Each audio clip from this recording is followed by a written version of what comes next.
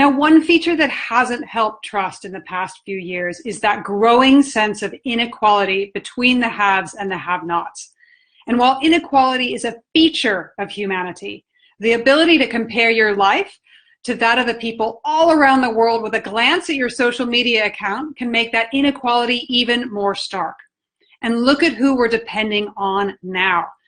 Timon was just mentioning the nurses, those people in the healthcare profession who are paid the least. Grocery workers, bus drivers, healthcare workers, and security guards. When all this is over, will we value their contribution more? As Keir Starmer, the Labour Party leader of the UK, said this morning, what kind of society do we want to build? Will we see this inequality spread reduced by government intervention? And how will that spread between rich and poor change depends on the kind of recovery we have. So what's next? And who better to ask than the author of the book, Seeing Around Corners? Rita McGrath is a professor at Columbia Business School. She's a widely recognized expert on leading innovation and growth during times of uncertainty. I will let her tell you what she's anticipating a few months into the future. Thank you so much, Edie. And what a pleasure to be with you all. Hello, everyone. So I thought what I'd start with is the concept of inflection points, which is what the book Seeing Around Corners really is, and then perhaps tease out some implications for what we might be facing in the future. So if I can do this, let me see. Slides? Yes? No? Well, I guess no slides. Well, that's okay. So a strategic inflection point is an occurrence, and we're right in the middle of one right now, which serves to change our taken for granted assumptions about the way the world works. And one of the things that I think we're seeing today with the strategic inflection point we're all living through is that many of our assumptions about who gets rewarded, who gets paid, what are our social duties to each other are being challenged. And I'd like to put this in historical context, which is that the post-World War II, I would say, sort of consensus, at least among the Western countries, was that we never want to go through a Great Depression and a Great War again. And so there were a lot of very equalizing regulations and laws placed into society, which were so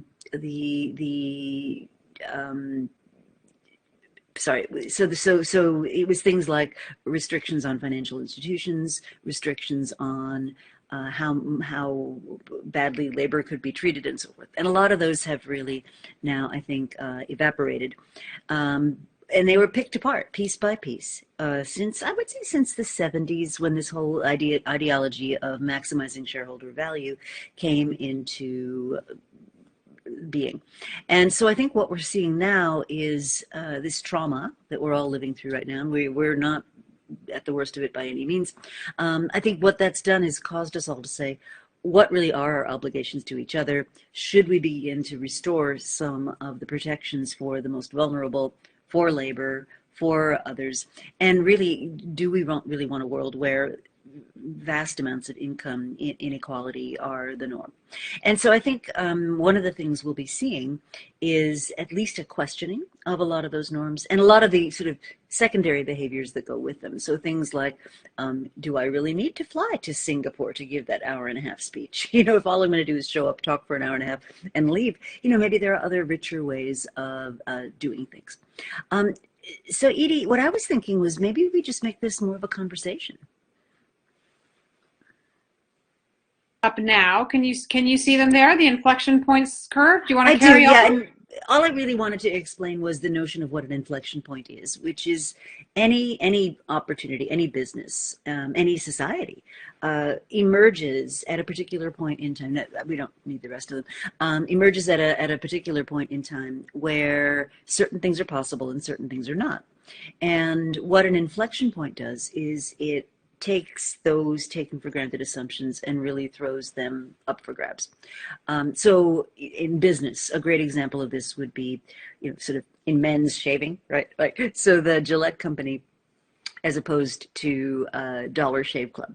So Gillette has this super highly refined business model where you invest in R&D. That allows you to create better products for which you can get higher prices. That allows you to then sell those better products, in your chains of retail outlets. And the whole thing is undergirded with mountains, millions of dollars worth of advertising dollars. Well, come along changes like YouTube, Google, Amazon Web Services, and all of a sudden, two people in a garage with a reasonably priced smartphone can get a video message to millions of people. Now, why I think this is such an interesting example is, when YouTube was first commercialized, business titans did not sit in their offices saying, "Oh my God, all of our advertising models, all of our business models, everything's going to be up for grabs because this thing is going to like transform the world." No, I mean, when YouTube first came along, what did people think of it? Cat videos. I mean, today a lot of YouTube is cat videos. And the reason I think that's so interesting is that when these inflection points first come, now the coronavirus is a much more dramatic one than many that we've seen, but when these inflection points first kind of begin to be seen, they're not usually received as this traumatic, major, super duper event. They're usually seen as something that's, oh, that's interesting, or that's small. They're kind of at the edges of what's possible. And it isn't until, and Alex talked about this, the entrepreneurs, the innovators, the people that think of things that are new, it isn't until then that they make something of it, that it starts to really be felt in your business and in your life. So I think, Edie, you wanted to talk about inequality a bit, and I'm happy to talk about that. I think one of the things, and Timon talked about this as well, is, we're starting to realize that the people we depend on every day for our food, for our deliveries, for our healthcare, are not corporate titans. They're hardworking individuals who, in our current society, are not being treated very well. And I think we may see a great reevaluation of that. The other thing that I would put in terms of history, what we've learned from the past is past plagues and pandemics have in many cases led to much more income equality. And part of it's really tragic. It's because so many people died that the labor force was decimated, and that left the remaining workers with a lot more bargaining power than they'd had before. So I'm hoping that's not what's going to happen. But I do think what we're going to see is an opportunity and a public sympathy for renegotiating some of those agreements. So tell me, in terms of just the last century, for example, and when we've seen, a lot of people are talking about the Great Depression and that we might see a similar dip. How did the inequality views shift? How did it change in terms of taxation, in terms of how companies worked? And could you compare that to what we might see in the next recovery? Right. So if you think about what I'll call the first Gilded Age, which really began with industrialization through about the advent of the First World War, what you had was the massive global surfacing of income inequality. So you had the industrialists, the robber barons, who were at the sort of top of the social hierarchy, and they competed with each other on what, how lavish was my European holiday, that kind of thing. And then you had the workers, the migrants, the people who were being treated very badly. And it's hard for us to remember now, but it used to be considered perfectly normal for people to work 12 hours a day, 6 days a week, maybe even 7 days a week.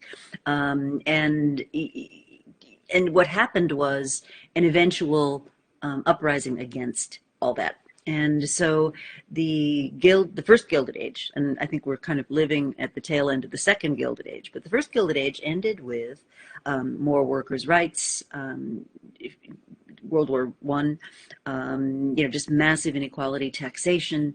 A lot of the things we take for granted as just normally the way society behaves today, really were brought about by that ending of the first Gilded Age. And then we had the First World War, the Great Depression, the Second World War, this sort of several generations worth of trauma that really created that consensus I was speaking about earlier, where we said, no, labor should have a share in the prosperity it creates.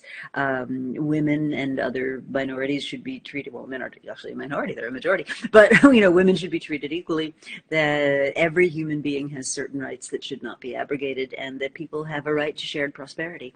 And we've really stepped away in many places, certainly in the US, from that ideal. And I think we're perhaps seeing a moment in time brought about by this crisis, but also by a mounting sense of, this is just not right, that we're starting to question some of those assumptions. What do you think of universal basic income? Oh, that's a tricky one. The dilemma with a universal basic income is most of the proposals I've seen are not actually enough to live on. So it's kind of a universal basic clinging with your fingernails to something that's not enough to really give you creative freedom or to do, whatever. But it's also, incenting a certain kind of behavior, which may not be that socially productive. Where I think we get a lot of our social programs wrong is we actually disincent people from doing productive things. So typically, like a welfare payment, if you take a job and you earn a productive income, the welfare payment goes away. So it decreases the incentive to go do productive work. So I think you need to be very careful about what incentives you're creating with those kinds of measures. So a couple of questions here. How should the government apply inflection points?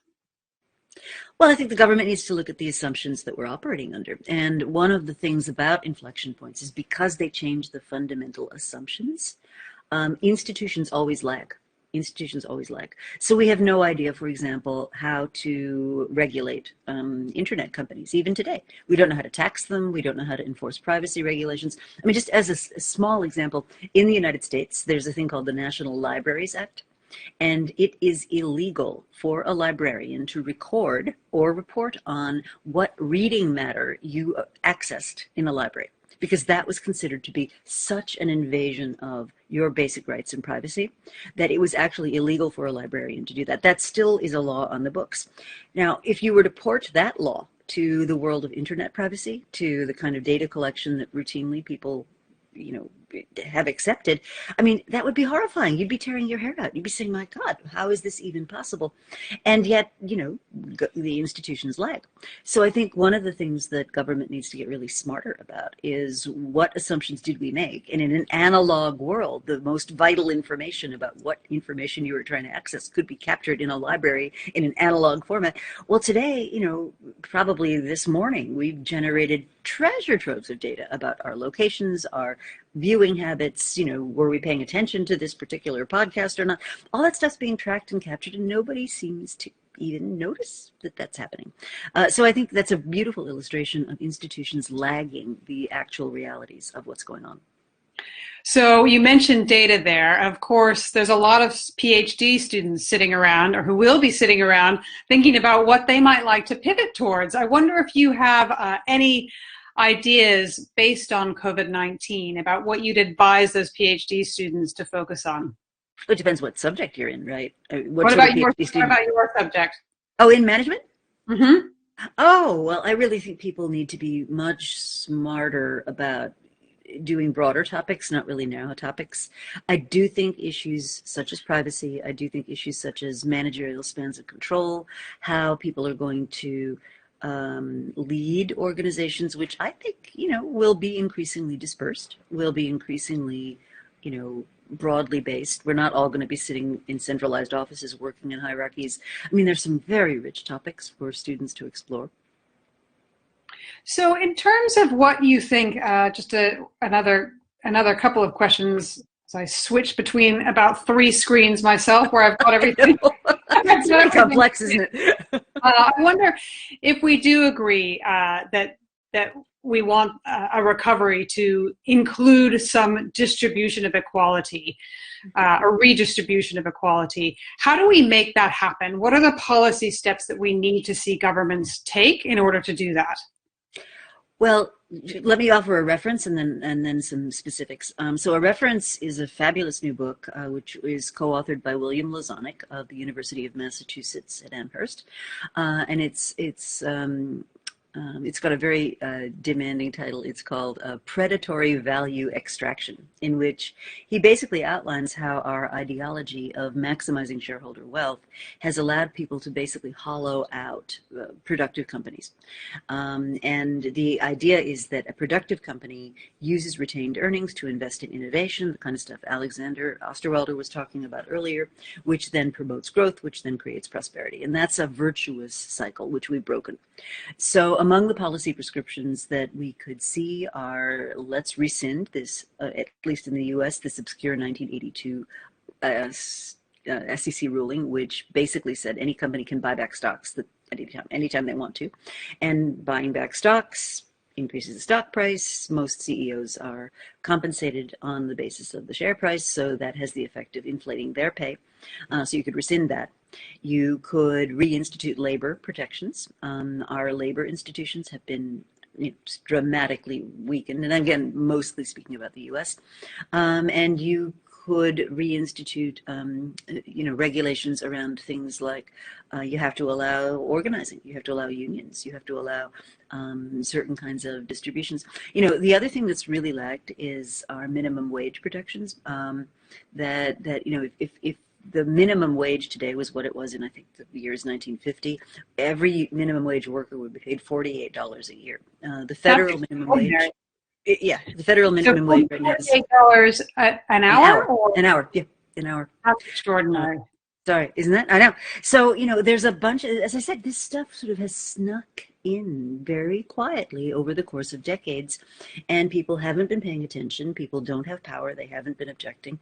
And, I think we may be on the brink of all that beginning to move. I mean, one of the great things about a virus and one of the terrible things about a virus is it's immune to class, it's immune to privilege, it's immune to race, it's immune to money.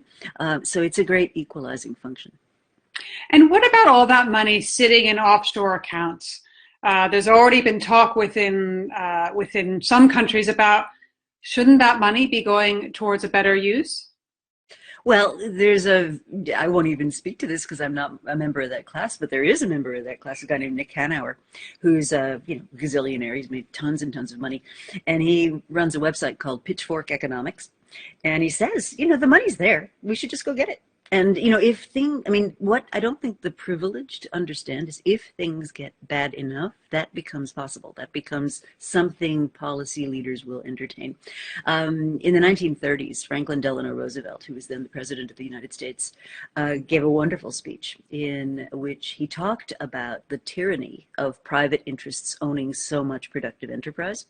And he talked about the population being on the brink of history, being willing to take that step. Now, I'm not an advocate for destroying property rights, but if you think those property rights are being illegitimately used, then it's not beyond the bounds of consideration that people will say, wait a minute, a great reckoning is coming. Okay, a great reckoning is coming. Rita, we'll leave it there. Thank you so much. And again, any more questions, we will get to you. Send them to me. Good.